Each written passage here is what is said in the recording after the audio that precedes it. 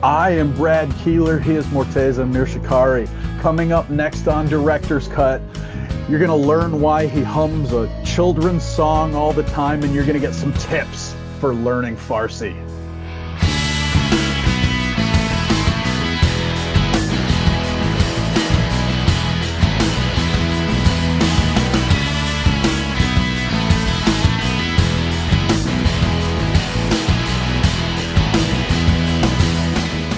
Hello again, everybody, and welcome to another episode of Director's Cut. My name is Brad Keelor. I'm the director of the Geo-Institute, and that is why we call this show Director's Cut. Every single week except summer, I take a little break, 1 week at the holidays. Other than that, it really is every week. I sit down with a different Geo-Institute member who has stories to tell. You all know how it works by now. Some of them are personal, some are professional, but all of them are fun. If you don't know anything about the Geo-Institute, after you watch this here interview today, control the closest internet-connected device, go to geoinstitute.org, and there you will find out a great many things, including that we are a technical society with about 12,000 members, most of whom are geotechnical engineers and or geologists, and that we are part of the American Society of Civil Engineers. If you like what you see today, and after that teaser, you're going to learn a song. Come on, click like, subscribe, and get notifications, and we will let you know every time we post something to the YouTube channel. Coming to us from the left coast of America, where he is a geotech practice manager at ASCE and also the founder of GeoIntegrate and also the current chair of the Orange County Geo-Institute chapter and also the past chair of the Geo-Institute San Diego chapter. That was a lot. It is Morteza Mirshekari. Morteza, welcome. Thank you for doing this. Thank you very much, Brad. You know, I've watched a lot of director cuts, and we really appreciate to be invited to be on today. Thanks. Well, now you got to deliver. Make it good, right? I guess the pressure's on both of us. We have 10 questions for you, the same way that we do for everybody every week. We have 2 that we ask everybody, and we start with one of those. Describe your job in 45 seconds. Sure. I'm currently the geotechnical practice manager at Atlas for the state of California, as you mentioned.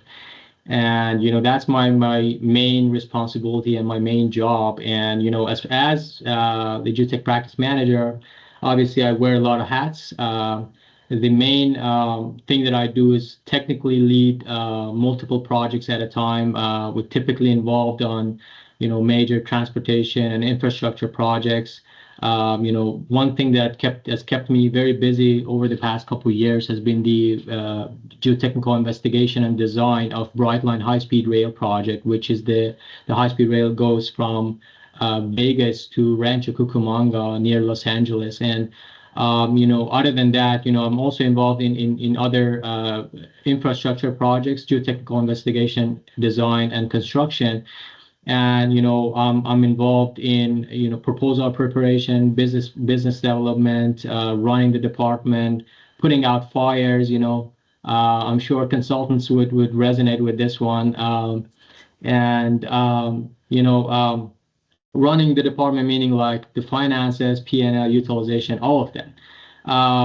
And since a couple of years ago, I've also started working on a side project, which was GeoIntegrate, which was which is a web-based application that I founded based on the idea of having multiple geotechnical software in an online platform, and that can, you know, be used for various applications and analysis. So these things have kept me pretty busy over the last few years, I can say.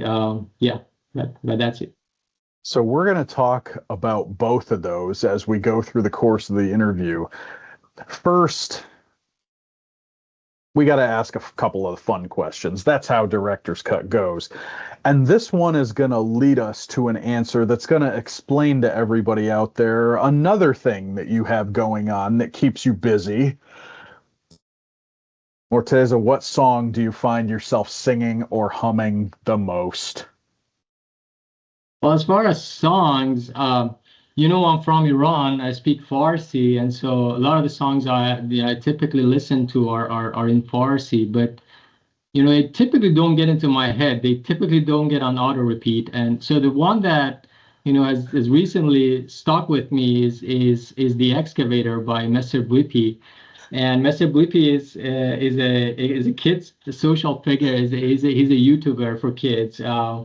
And I got a 2-year-old kid, is a boy, and he loves construction vehicles. He just cannot have enough of them, right? So even like the first words he said, it was mama, daddy, and then the third word was car, right? So and the one thing that he likes the most about cars is construction vehicles. He's watched a lot of the construction vehicle videos on YouTube, and a lot of those are actually for Mr. Blippi. So and the song goes like, I'm an excavator, hey, there, see you later, and then goes on to describe what an excavator does. So yeah, so that's the one thing that I've noticed like lately is being repeated in my mind in auto repeat. But anyway, so this is my life at this point. And do you find that there are certain times a day that he likes the song better than others? Because I was thinking about this when I looked at it, and both of my kids, when they would get out of the bath when they were really little, they had like the same 5 songs it felt like that they would listen to every day while they were getting ready for bed. Is Excavator, is it just good all day and all night, or are there certain times where it just really, really resonates with him? A good question, because yeah, typically, like especially in the morning when he wakes up and is getting ready to go to the school, and then or daycare, not a school yet, right? So and then say at 6 or 7 p.m. and he cannot say excavator as of yet, so he just says and means like I want to listen to excavator. So I like play me the excavator, and we just play in the excavator. So yeah. That's amazing. Well, may you have many more plays of Excavator in your future. So I said we were going to talk about the things that you gave in your first answer when you described your job. And the first one that we're going to come across here is GeoIntegrate. Third question in the interview is always the researcher practice question. And today we're going to talk about GeoIntegrate.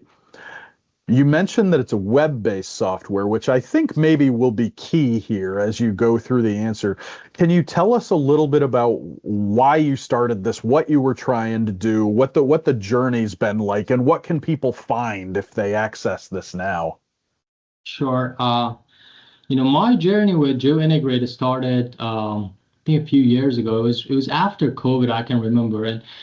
And so at that time, I started asking the question on why we don't have an online platform that covers almost all of the geotechnical software. And I say almost because I'm just intentionally keeping the finite element or finite difference packages out, the limit equilibrium, the more complicated packages out.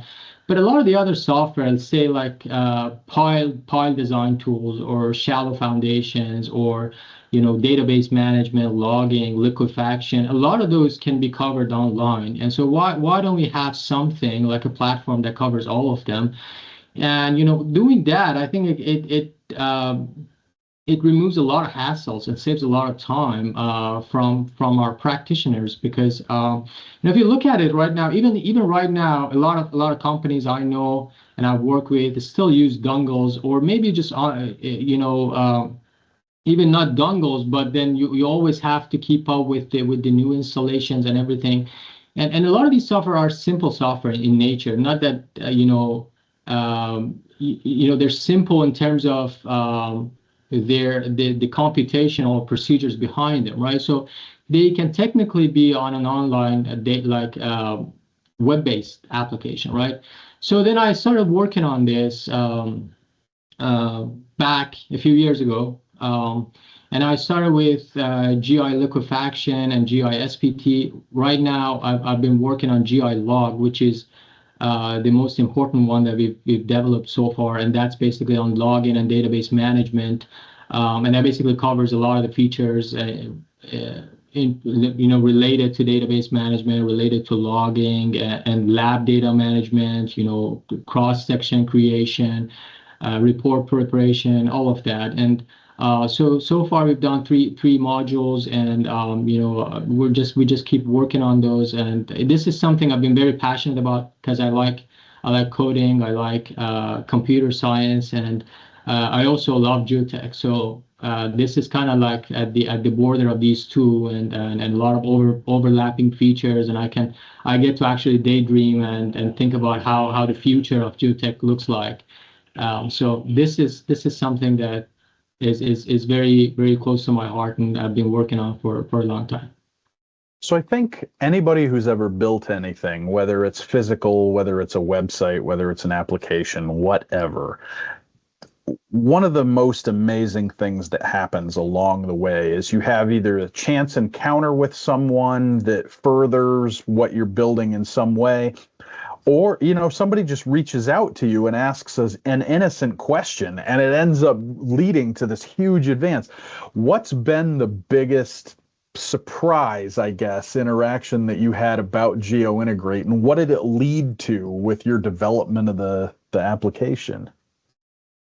Well, to answer your question, what I can say is that, first of all, the one thing that was really interesting about GeoIntegrate and my involvement with it was meeting a lot of practitioners, and I meet practitioners in different capacities, right? I meet a lot of them through Geo-Institute. I meet a lot of them through my work, but this also actually kind of was a way to facilitate conversations just on the topic of technical aspects of geotechnical engineering, technological advancements. And I got the chance to actually sit with a lot of practitioners in local and national level, and actually ask them what do they want. And so some of the things that they wanted actually got me by surprise. Like they for instance, the things that when I was developing this, I was initially I was going through more of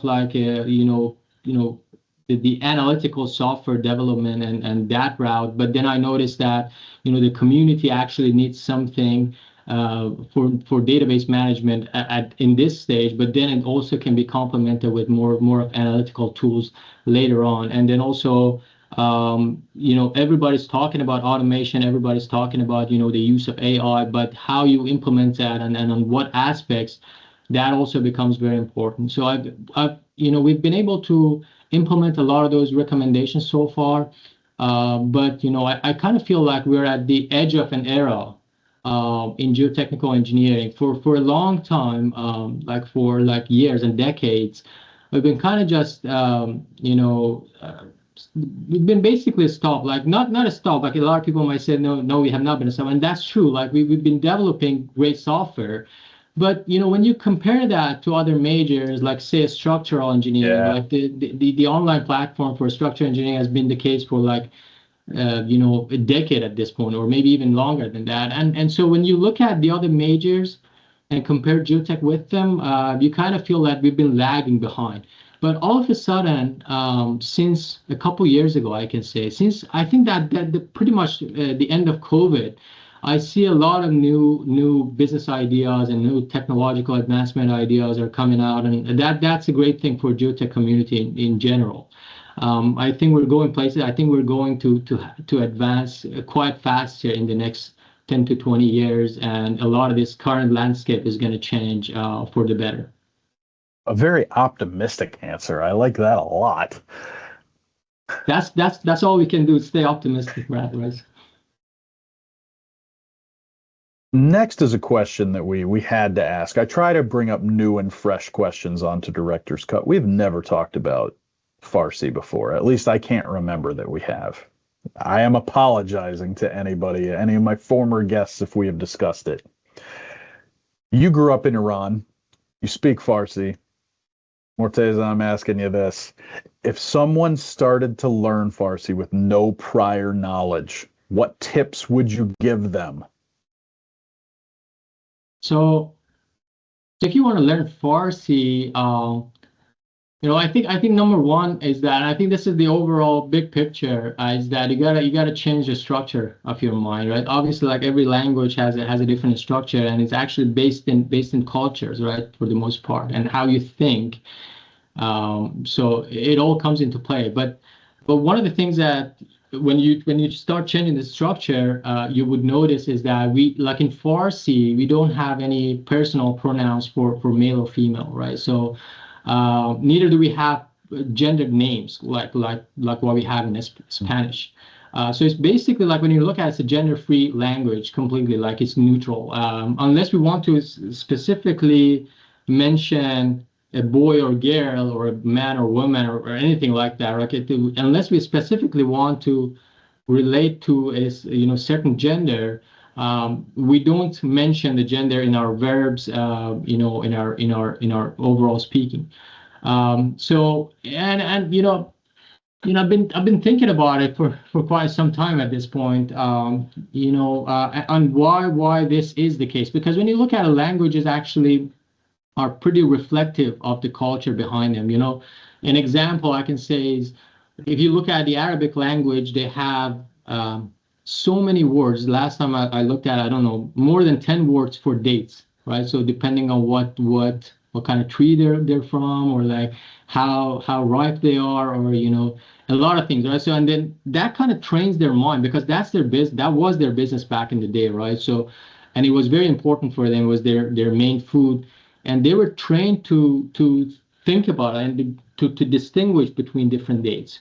Or if you look at the Western culture, a lot of the like detailed technical names for equipment and overall technology related things are coming from the Western culture, and they're like a lot of like the thing we discussed about construction vehicles, right? So there are a lot of technical names for construction vehicles and their parts, and this is not necessarily the case for other cultures. We might not have as many words for those in other cultures. And that kind of shows how like different cultures are structured. And getting back to what I was saying, this kind of like having a gender-free language kind of shows that like 2,000-3,000 years ago, when this language was being used and kind of being developed, there were no discrimination or bias over different genders. And then obviously like you have like all different kinds of different sources kind of impacting that, it was mixed with different cultures and things like that. But this was the pure source of that language at a time.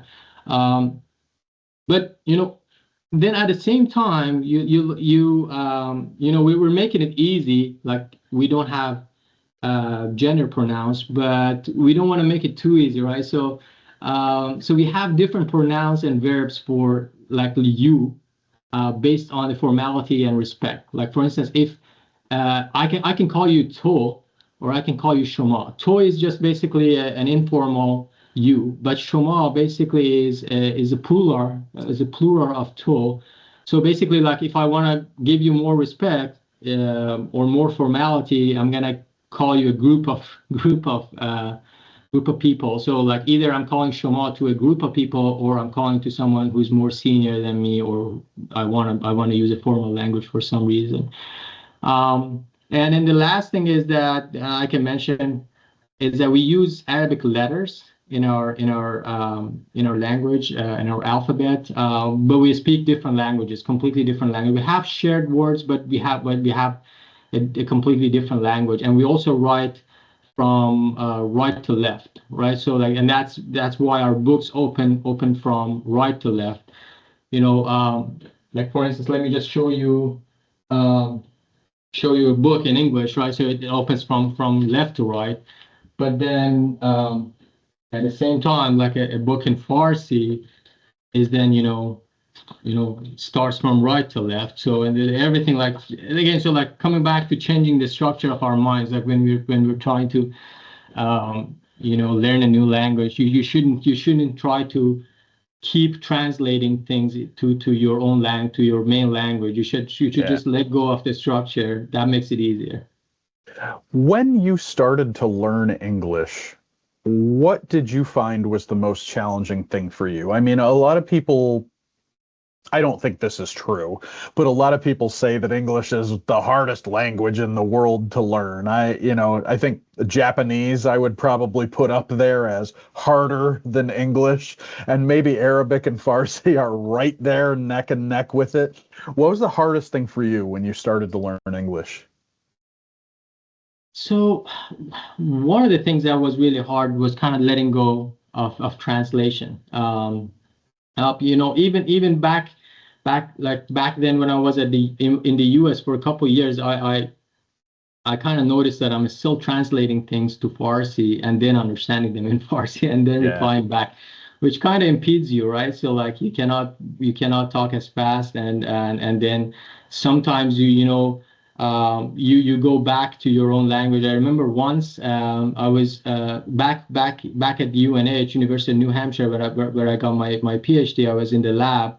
I was in the geotechnical centrifuge lab, and I was explaining something on the board, and that something had some numeric digits, basically some numbers in it, and so I wanted to write 10 or 20 or something with zero, and then in Farsi we just put dots as zero, and so I just wrote a one and just put a dot right next to it, and the person was really confused. They're just like, "What is this?" Like I'm just like, "This is zero." Like then I was just like, "Oh, what did I do?" Like this, and then I said, "No, this is a zero." No, I actually drew a circle at that point, but yeah, he was very confused.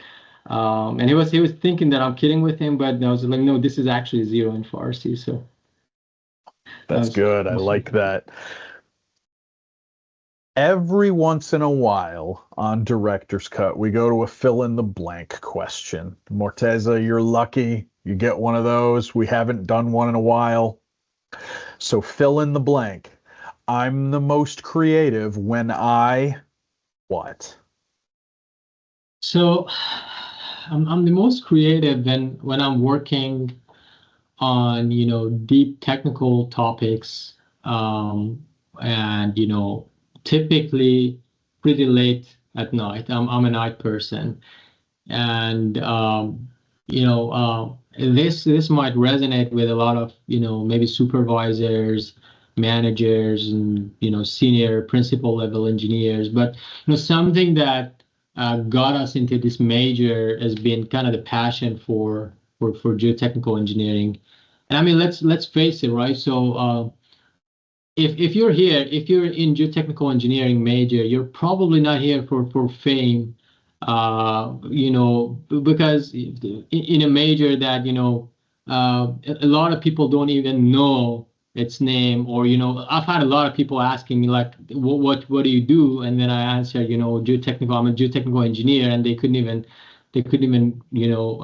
connect the dots. And what is geotechnical engineering, right? So so if you're looking for fame or money, you're probably not here. And a lot of the geotechnical engineers, at least that I know and I've had the chance to know of, are here because they just love geotechnical engineering, and they just love the technical topics. They love the uncertainty. They love the engineering judgment associated with geotechnical applications and geotechnical projects. And so because of that, anytime we're given a chance to actually dive deeper into one of those topics or one of those problems and try to solve a problem, that's pretty good for me, and that feels pretty natural to me.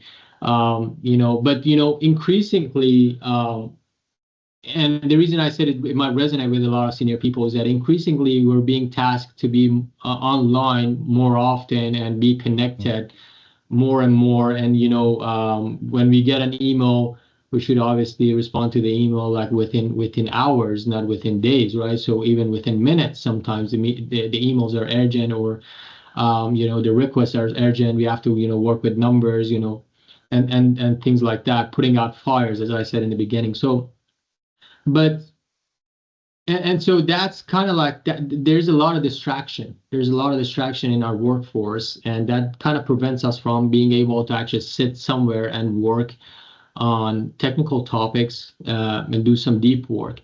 And that deep work is actually one of the things I'm very interested in. In fact, one of the books behind me is the deep work by Cal Newport. So that's a pretty good book for that topic if you're interested in that. So anytime I'm given a chance to kind of work deep on a topic, I really cherish that, and I really enjoy doing that. And a lot of times, that happens, very late in the night.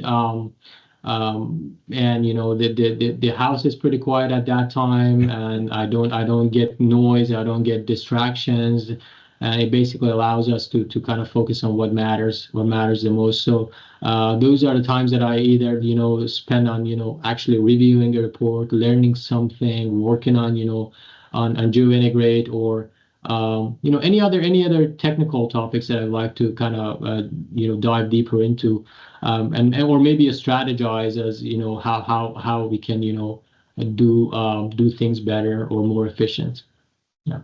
I'm a late night worker too. It's not always great, but it is effective because, like you said, nobody's around to bother you then. And sometimes it becomes an early morning thing, but that's okay too.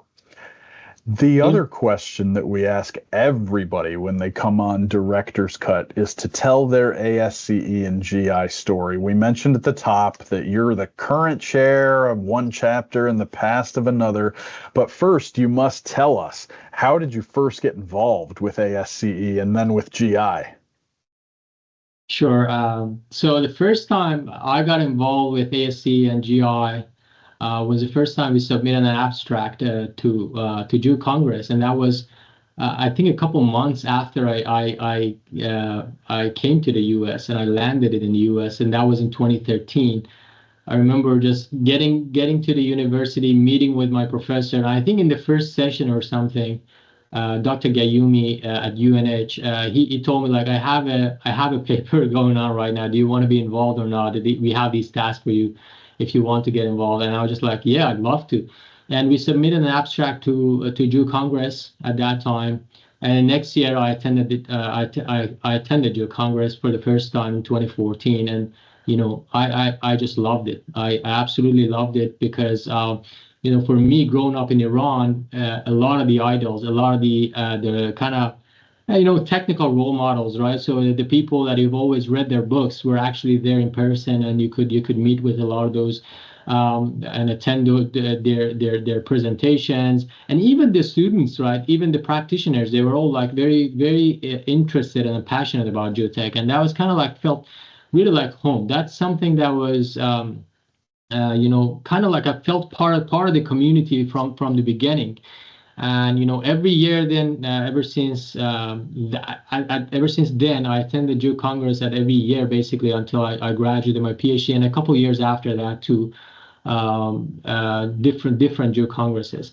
And so right after attending it in 2014, we learned about GSO, and University of New Hampshire at that point didn't have a GSO, graduate student organization. I think we founded a GSO either in 2014 or 2015. So I got involved with Geo-Institute officially at that point. But then after I graduated, I worked for a year in East Coast at GeoCentech, and then I came to California. When I came to California, I attended a couple of the Geo-Institute meetings in Orange County. I used to work in Irvine back then. And when I attended those, at the end of one of those sessions, they announced their plans for recruitment. So just like, yeah, this is something that I'm very interested in. I love to contribute to the field. I've always been attending these meetings, and I've been liking them very much. But now I want to be actually part of the committee. And so I put together an email. I think there was like maybe 3 or 4 candidates at that time, but I kind of explained the case that I want to do these kind of things, and why am I interested in Geo-Institute and becoming a board member. And I got in the Orange County Geo-Institute as the first director that year, which is, we're talking about 2018, 2018 or maybe 2019, and then sorry, not 2018. This is either 2019 or 2020, and then after a couple of years. I moved my job from Irvine to San Diego to Atlas, where I'm currently, working. At that time, I lived in North County, San Diego, so I basically could still commute to Irvine. But San Diego is slightly like closer than Irvine to me. At that time, I kind of went to one of the San Diego Geo-Institute events, and I got to know them. I kind of learned that they're also trying to recruit. Um, I was kind of inquiring about it. I just wanted to learn more, but then I figured that they actually need one person really bad. So, they were like a two-man. Like at that, San Diego Geo Institute has three roles. So one is chair, one is vice chair, and one is treasurer secretary. But I think after I left, they made it four roles. They added an advisor too. But at that time, I started working as, kind of helping as a secretary and treasurer of San Diego Geo Institute as well.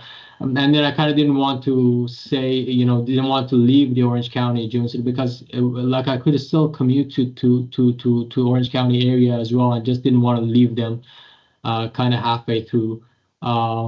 And so I've been involved with Geo-Institutes quite often since then. This year actually was the last year of me serving as a chair of San Diego Geo-Institute.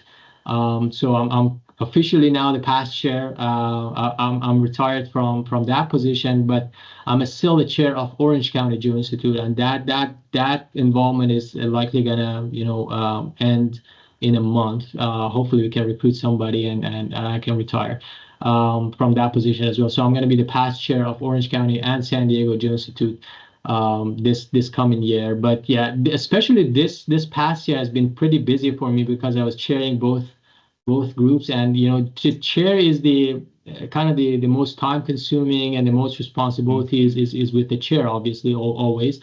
It's the most interesting too, but because you actually get to know a lot of very cool presenters. You actually get to email them, get to know them personally. Like the last one we had at San Diego was Sebastian Lobo Guerrero, and he is just like such a nice human being and such a good friend, and I'm very happy I got to meet with him. So it has all these great perks that I really like, but it's also very time consuming. I was pretty busy last year with all my commitments. So here's where we do the pitch for the viewers, and we'll go back to the very beginning of Morteza's answer, and we will talk about GeoCongress. What great timing. GeoCongress registration for 2026 will open up any day now.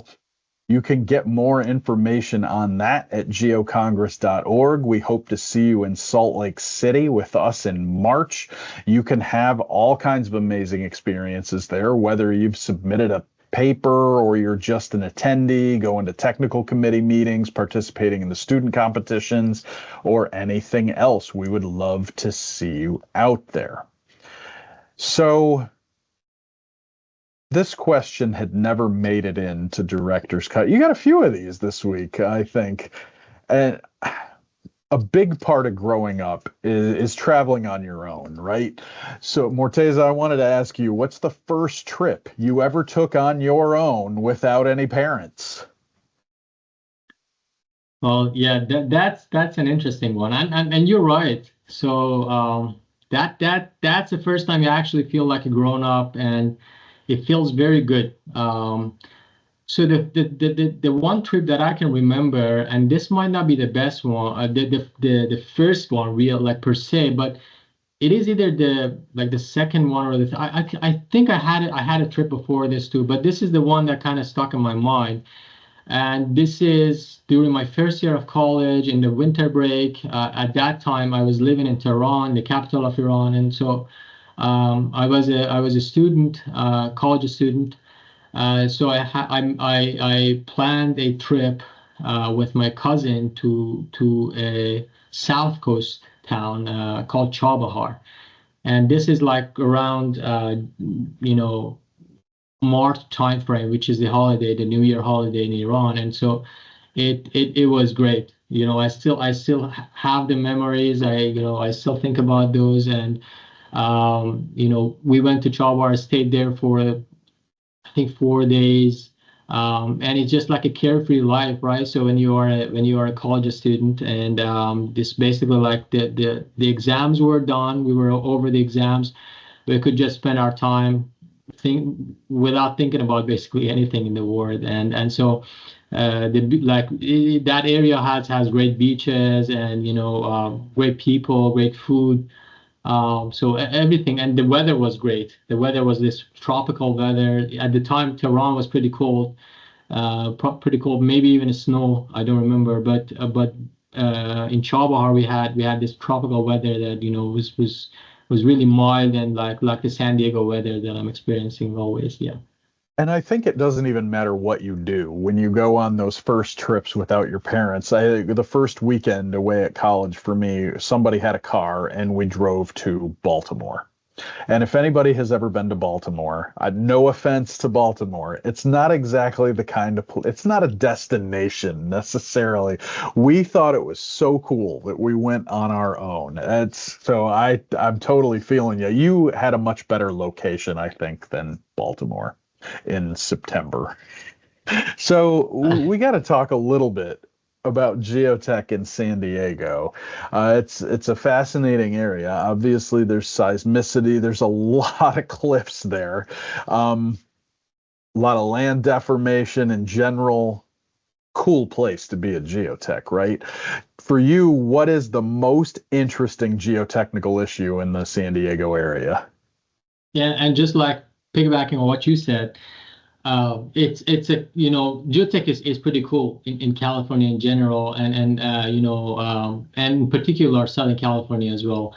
And I kind of felt the difference when I not that in the East Coast and other areas geotech is not important, but the number of issues and potential challenges that can kind of keep geotechs busy / important are more here. They're pretty widespread in Southern California. And the number one is obviously, like you might want to guess, right? It's geotechnical earthquake, and it's geoseismic applications. But if you ask this question on like what are the major topics that geotechnical engineers are interested in the San Diego County, you might get different answers depending on whom you're asking the question from. Geologists might have a different answer. They might be interested in the formational material. We have a lot of shallow formational materials, a lot of cut-fill transition problems, and so a lot of formation to fill transition problems. We have a major fault crossing San Diego, Rose Canyon Fault. So all those fault studies are also like pretty interesting, especially to geologists who practice fault investigations, or say to geophysicists who practice, again, so like you can help during the fault investigation, or say rippability studies. But personally for me, like I said, one of the things I'm really passionate about, I don't know if I mentioned this before or not, but one of the things I'm really passionate about is geotechnical earthquake engineering, and that's what basically I studied during my PhD. That was the topic of my dissertation was seismic side response of partially saturated soils back at UNH.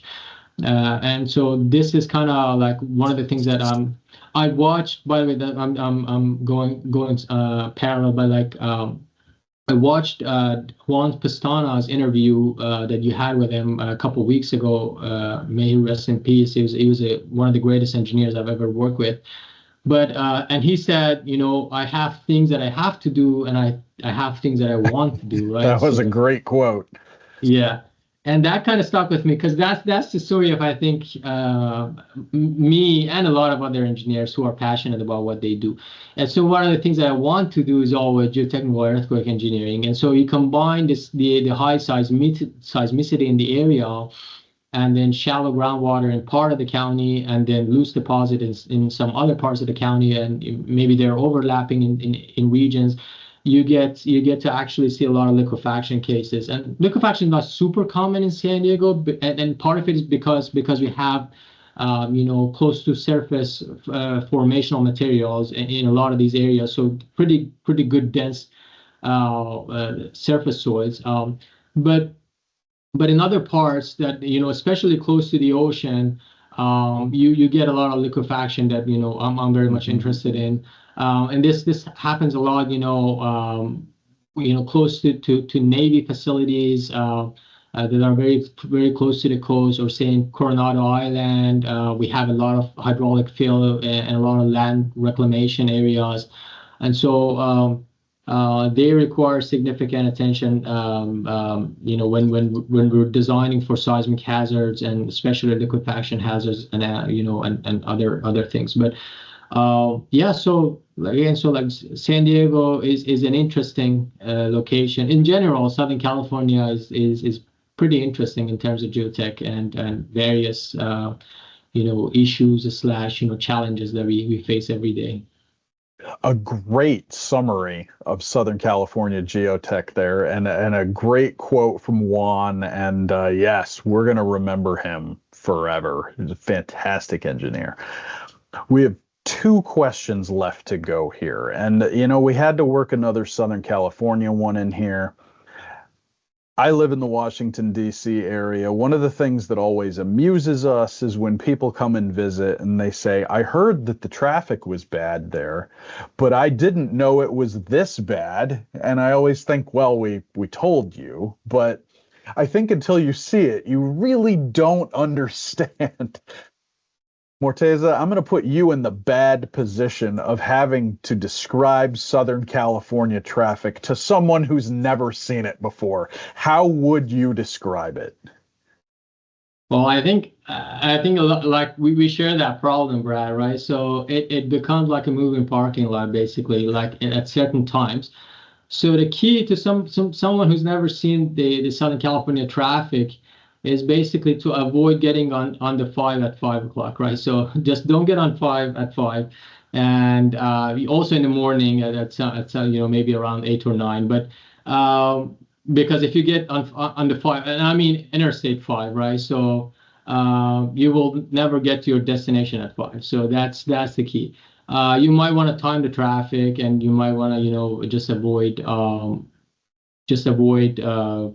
getting to the street and heading home or heading to work during the peak times of traffic. But yeah, so it's something that's we're facing daily. And I typically use the express lanes, like the ones that you pay and kind of can go faster. And but I then when I'm paying for those, I always tell myself, why did you go through those lanes so many times this month?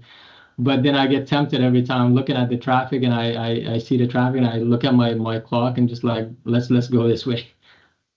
What'll turn you off from that, the hot lanes here, as we call them, that you have to pay for, Yeah. It can be to go the 10 miles from the Beltway to the DC line. It can cost up to $45 to go that different distance at rush hour. Wow. That'll stop you from doing it pretty fast. Now, I do have to ask a quick follow-up question here.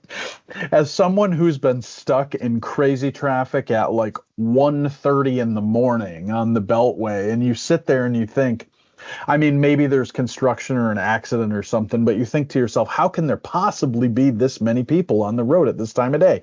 What's your craziest Southern California traffic story? The craziest one is, for a time, we wanted to get to Vegas. And, the people who've gone to Vegas from Southern California definitely resonate now with this. But I think I was on the car with, in this one, I'm sure I was in the car with my wife, but, this is for November of 2019, and this is around Thanksgiving time. And so for the weekend, we wanted to go to Vegas, and, the traffic was basically stuck. There's no detour or anything that you want to take.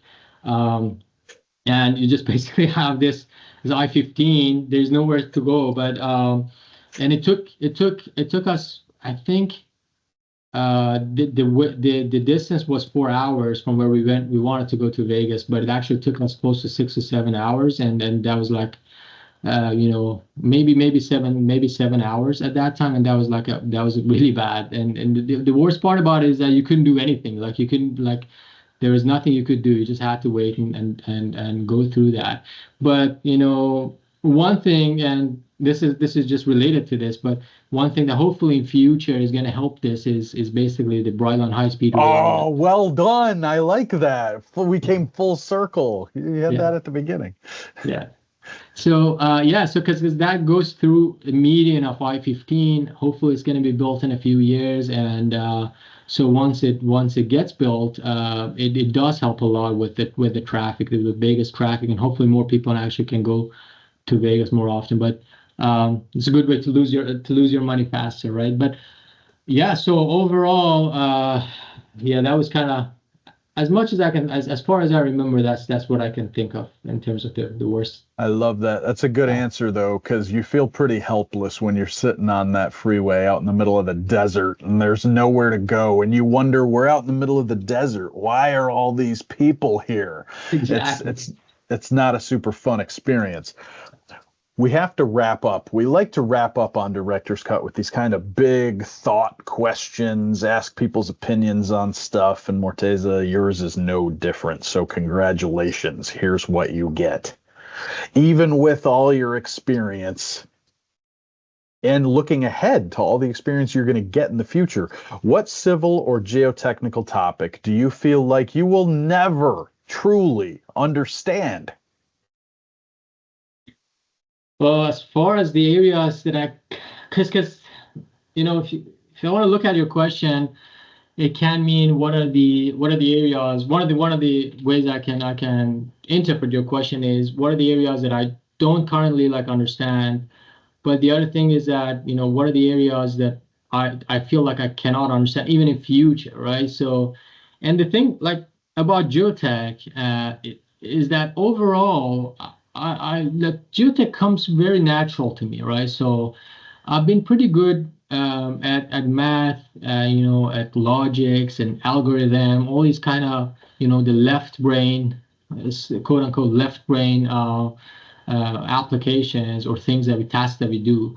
But one thing that I find myself having a hard time to do is kind of visualizing everything on a 3D basis and kind of being able to see them in the 3D in my head, right? So I should be able to actually see things in front of me to be able to understand what is this thing exactly doing, right? So that is kind of one of the things that geologists are pretty good at, right? And so and one thing that I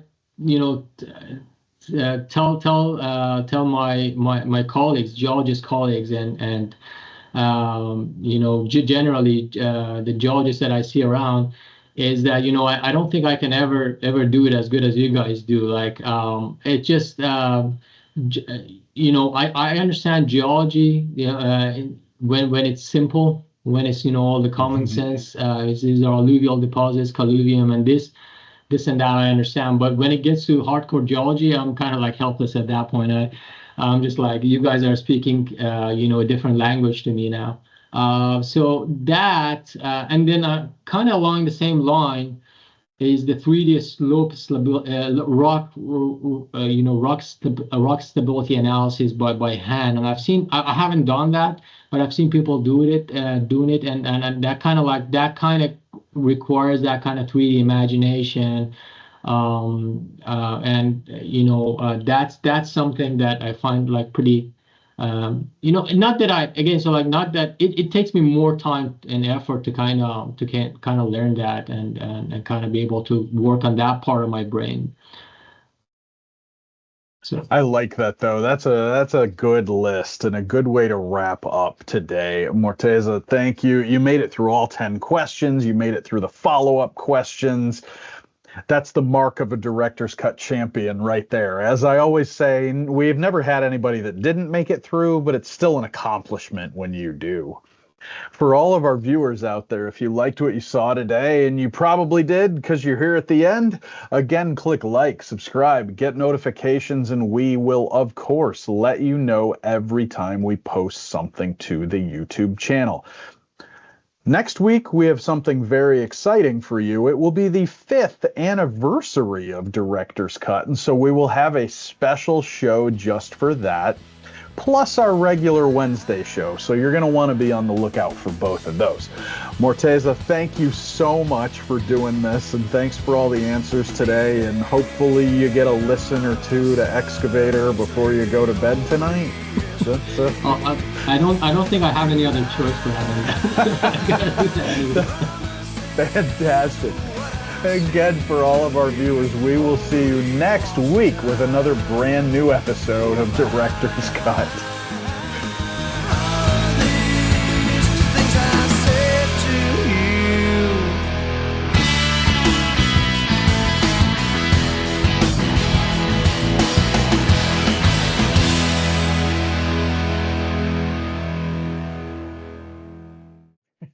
All right. Okay.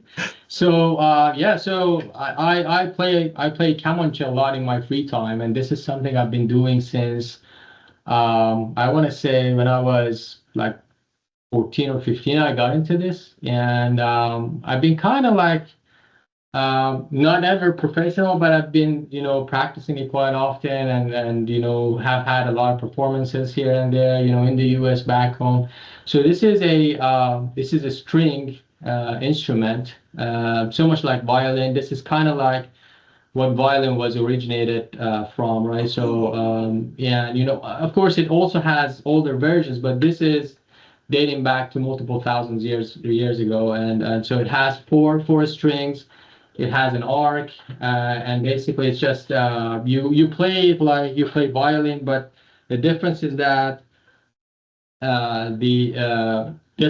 this wood piece is much longer. So then all the distances of your fingers are much different than violin, and also like it's a standing piece. Obviously, you got to rotate that on your knee, and so let me just try to capture this. Yeah, so you got to rotate that on your knee, and then basically the arc would just go straight back and forth. The idea is that instead of switching the arc over the strings, you then rotate the instrument, right? So to play different strings, right? So different notes. So this is kamancheh, and I'm gonna record something, and I think we're gonna put it at the end of the video. I have to ask, was it originally made from a gourd or something? Because that shape is really interesting of the body of the instrument. This is all woodwork, and it takes a lot of time from like this all handmade, and it's all woodwork, and they actually all these little small pieces. That is amazing detail. Handcrafted in, and they're like glued on the wood, and all these different, like these are all like different pieces that they've stuck together, and then they kind of it's pretty like a masterpiece. Like to actually be able to do it with this level of detail, it takes them maybe a quarter, 3 months or so to do one of these like properly. And this is one of the good ones that I got from back home. So that is super cool. Those tuning pegs are enormous. Like that's even really cool. So do you restring this on your own, or do you take it in to have it done? Like how many times have you had to restring it? So like if it's something simple like just restringing it, like I can do that, but the strings are basically viola strings. Okay. A little bit like bigger violins strings. So we can like these are all like standard strings. But the more complex task, like changing the skin here, this is like I think it's an animal product or something that has to be changed regularly. Like or this wood piece here, like if I want to change any of those, or want to like have them built for this, then I have to go and then typically it's harder in the US for someone like for me to find someone really good at this. So anytime I go back home, I can have it all recalibrated and but then you have to travel with it. Doesn't that make you nervous? I mean that. Yeah, I got a good solid cover for this. So it's like a suitcase, and it's pretty solid. So with locks and everything. But yeah, generally speaking, yes. This one is very close to my heart, so I don't move a lot with this one. But I have like other ones that are cheaper and have less quality. I typically travel a lot with those. Oh, that's amazing.